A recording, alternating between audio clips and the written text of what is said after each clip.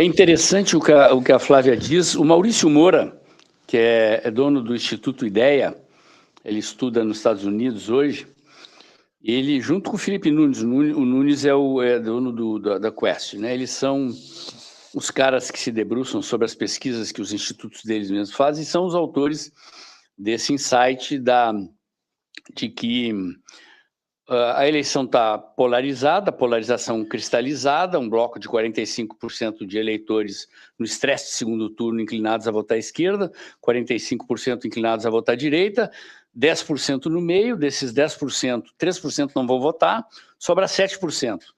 Desses 7%, segundo Maurício Moura, 4% vão definir a eleição.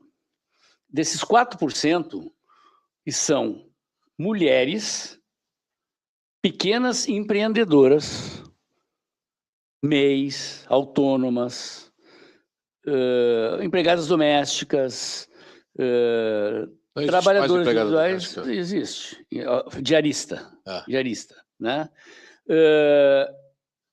Faixa salarial entre 2 e 5 salários mínimos, e são mais ou menos 4,5 milhões e 5 milhões de pessoas, predominantemente mulheres, não só mulheres, mas predominantemente mulheres. É o público que a Flávia estava falando. E o Maurício Moura escreveu um artigo ontem no Globo dizendo o seguinte: nem a direita nem a esquerda conquistaram este público. Eles estão parados, olhando os candidatos à espera de serem seduzidos. Quem ganhar este público, quem ganhar essas mulheres, leva a eleição, e eu concordo com a Flávia. Não é colocando vice-mulher, não é por aí. Acho que começa explicando a reforma tributária que entra em janeiro. O Flávio é o único candidato que diz assim: eu vou suspender essa reforma tributária. A reforma tributária vai pegar em cheio o pequeno empreendedor. O pequeno empreendedor que hoje consegue voar abaixo dos radares... Não é isso, Júlio. Você sabe o que pega? E aí eu falo pelo meu dia a dia. O que pega nessas mulheres é a inflação da comida no prato dos filhos. Que hoje... Flávia, a gente está supondo... Isso a gente não explora direito, Júlio. MEI não pega, MEI não vai ser taxado por essa... Exato, vai, pega todo mundo. Eles não conseguem entender, Júlio, eles não conseguem entender essa cadeia de que vai chegar no preço final do supermercado, ou vai chegar no preço final da luz. Tem isso, mas o MEI não é esse que vive de Bolsa Família. O MEI é um empreendedor que ganha entre 2 e 5 salários, como a gente falou. O MEI, a partir de janeiro, todos nós vamos pagar no Pix. Tu ganhou, recebeu, pagou um Pix, tu está pagando imposto já na hora, retido. Isso tem que ser massificado. Não tem mais espaço para andar abaixo do radar. Acabou. O radar vai pegar 360 graus todo mundo a partir de janeiro, se o Lula for reeleito. Eu só queria aduzir duas questões aí. Acho importante isso que eu estou ouvindo aqui. Mas o que eu tenho visto, inclusive nessas pesquisas aí últimas, é que o Paulo até já confirmou isso aí, né? Que o Flávio praticamente... Questione o que vocês quiserem, as pesquisas, tá? Que eu questiono também, né? É um retrato do momento e tem sido, muitas delas, manipuladas, assim, vergonhosamente, né? Como se viu nessa que foi questionada pela própria Justiça, Tribunal Superior Eleitoral. Mas o que eu queria dizer é o seguinte: como se percebe ali, todas as regiões no centro-oeste, porque eles juntam, né? Norte e centro-oeste. Então, norte e centro-oeste, o sudeste e o sul, né? O Flávio leva vantagem. Aqui no sul leva ampla vantagem, né? No norte e centro-oeste também, no sudeste ali, né? E no nordeste o Lula leva ampla vantagem, né?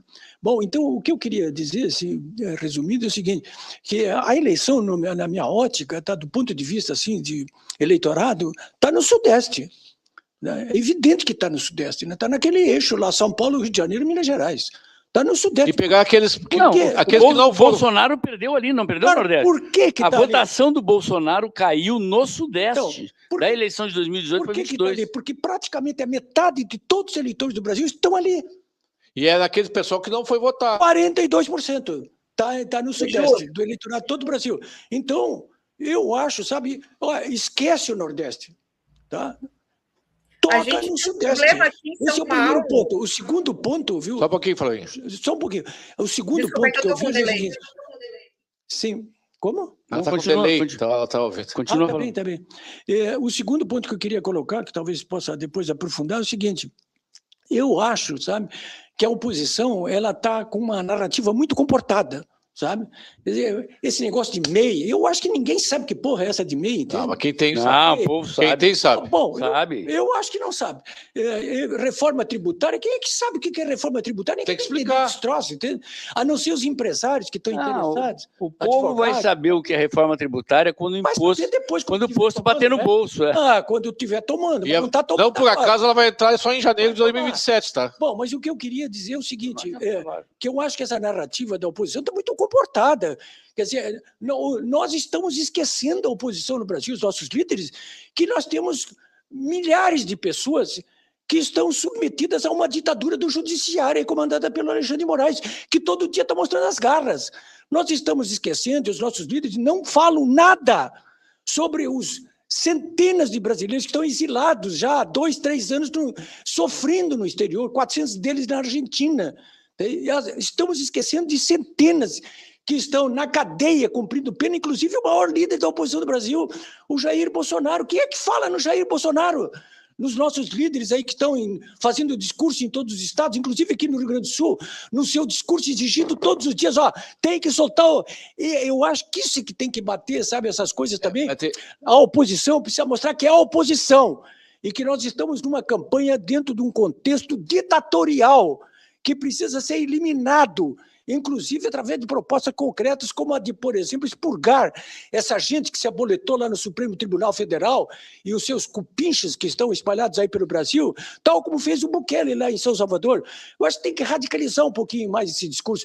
Não precisa ser feito pelo Flávio, mas alguém tem que começar todo dia. Tem um percentual que tu esqueceste de falar, e eu acho que esse percentual é a eleição, que é 27% dos brasileiros, ou seja, 60 milhões de brasileiros estão reféns do crime organizado, estão em territórios dominados pelo crime organizado.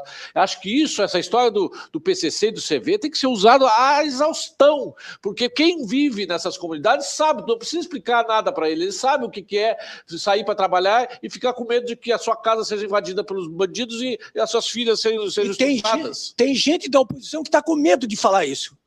Tem gente que está da oposição que não quer falar nos exilados, que não quer falar no Jair Bolsonaro preso, que precisa ser solto, precisa ser anistiado, que não coloca... Nós não estamos nem discutindo a questão da anistia, veja só, isso é um negócio maluco. Quer dizer, a oposição está na rua e não discute anistia. Flavinha.